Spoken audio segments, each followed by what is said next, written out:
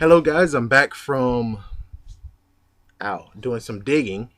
It's sad to say that I actually had to wait a day later to actually see Marvel's Agent of S.H.I.E.L.D. one more time just to make sure I got everything under control. And glad to say I did, but it's best to actually make sure I did organize it just a little bit more. And it turns out I did miss one thing. Anyways, let's start with some few things and then I'll start with the ranting part. First thing is Audrey Nathan, and Audrey Nathan is actually Coulson's old flame, or at least they dated some. And it turns out from doing some research, Audrey Nathan was somewhere in Iron Man, in the Iron Man series trilogy. Yeah, Iron Man trilogy. I can't tell you where, but she's in it, and I think she could actually have been in the Avengers. See, there goes Avengers right now. And next up is May's mama. Whoa, she has a mama. Not only that, but she's actually going to track down Maria Hill, who is now working in Stark's Industries human resources. Say it with me, people. Human resources. It's not just Stark's Industries. It's more like Stark Industries, the human resources department. That's where she's working. You make it sound like she's just working in there, but we know exactly where she's located. It's kind of like if you actually said she works in Stark Industries. They won't know exactly where. They'll look all over the place until they're like, there you are in Human Industries. Instead of resources. Instead of being like Stark Industries Human Resources, you're able to go zoom right in there. So that's basically how Maria Hill is going to get into this, is because of May. Next up is the person that was talked to the previous episode. Follow your dreams, he said. And I tried tracking him down. I thought it was something about nightmare and stuff like that. But it turns out follow your dreams was just nothing but something he just wanted to say. I don't know what. But anyways, it turns out Marcus Daniels is none other than Blackout. And Blackout actually is within the Nova comic book series. So does that mean that Nova is now mentioned, or I don't know. But now they have one of the bad guys Nova win against. And well, who knows? I mean, maybe they're just setting up for Guardians of the Galaxy more than anything, which they already did so far. Alright, next up is Mary Sue Poots. I think that's what she said.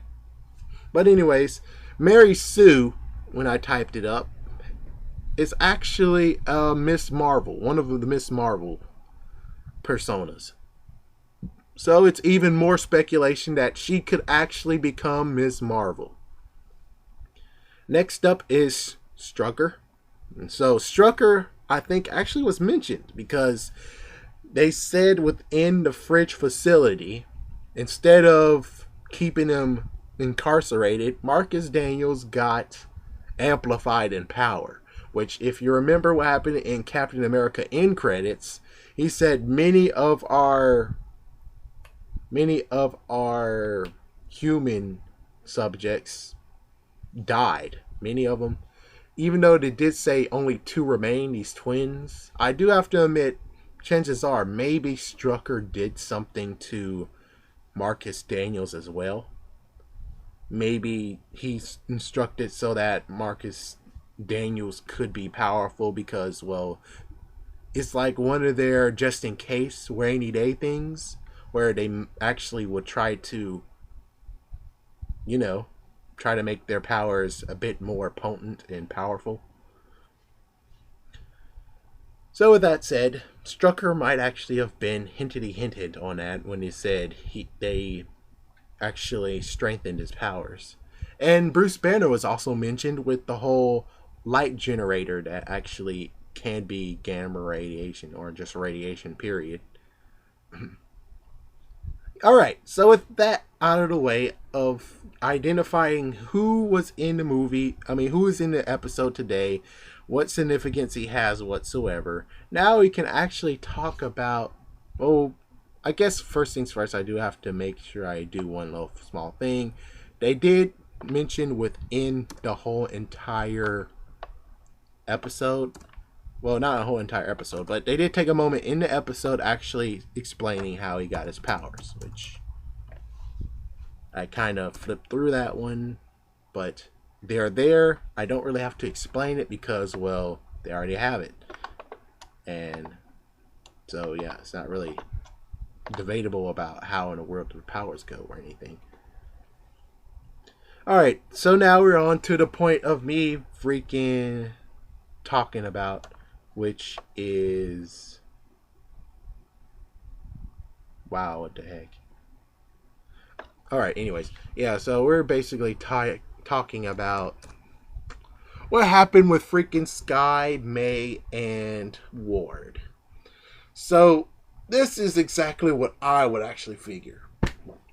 Without the stupid teenage girls getting in the freaking way and saying how, oh my gosh, he's dating the older girl. He's dating the older lady. We want her to date Sky. Because of you stupid idiots, you basically create this scenario right here. Well, Sky knows, but she's stupid enough to not actually be like sending clues and stuff, even though, yes, we don't know what happened in the next episode and the episode after that. But I'm just saying, she went with freaking Ward, even though she already knows she killed that guy and she actually knows she's with Hydra. And even so, I think it's better to actually keep yourself locked in so he won't be able to actually get in there. Instead of saying, I secretly love him though. I'm going to go in the plane with him. I'm going to play along with him, but still I kind of secretly love him and that's why I went. So that is one thing. Here is what I actually can see. It's the fact that, let's say if this crap never happened, if you girls shut the hell up and just watched. Sorry for saying that, but I'm just saying. If we just allowed it to go as is, chances are May's and Ward's relationship, even though it's not really that deep, they basically said that their feelings are kept straight, and yeah, so it wouldn't be hard feelings. So he did kill the guy. Let's say he killed the guy. May still's there, even though May was planning to go, but Ward was able to talk her out of it because, well, hey, there's one thing you need to know is that if she does leave, chances are, as soon as everyone's dead, she basically would say, well, the only person there that could have done it that is kind of questionable is Ward's body there? And then there you go. You see, that's how it could work. So this is how it would go. It's just the fact that he calms her down. He tells her that I'm here for you. You don't have to leave. I need you. And he's only saying that because besides he likes her, he still actually is able to kill her though, because he's like what he said.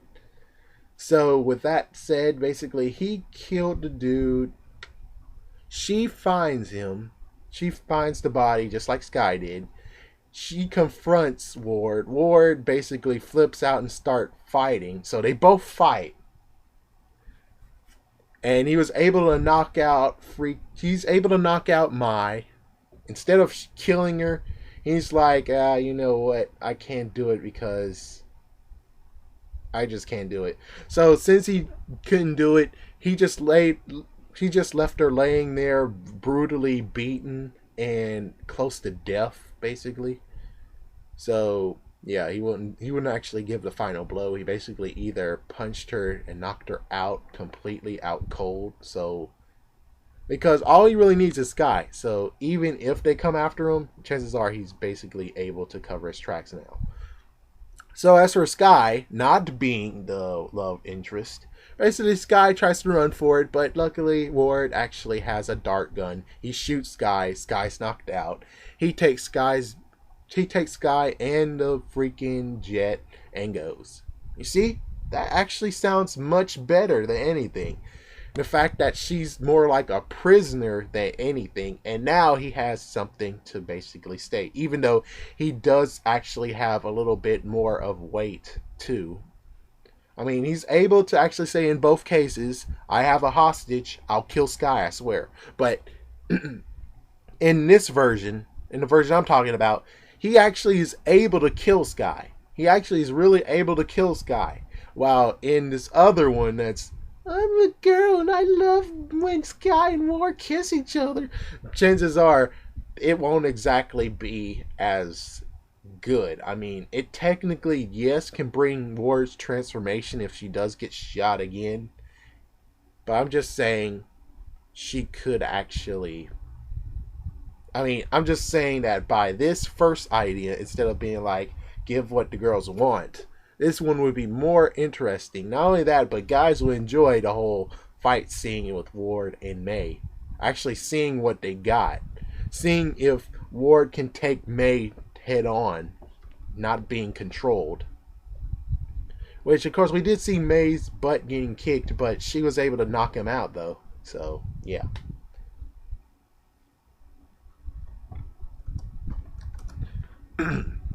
So that's basically it. That's my rant.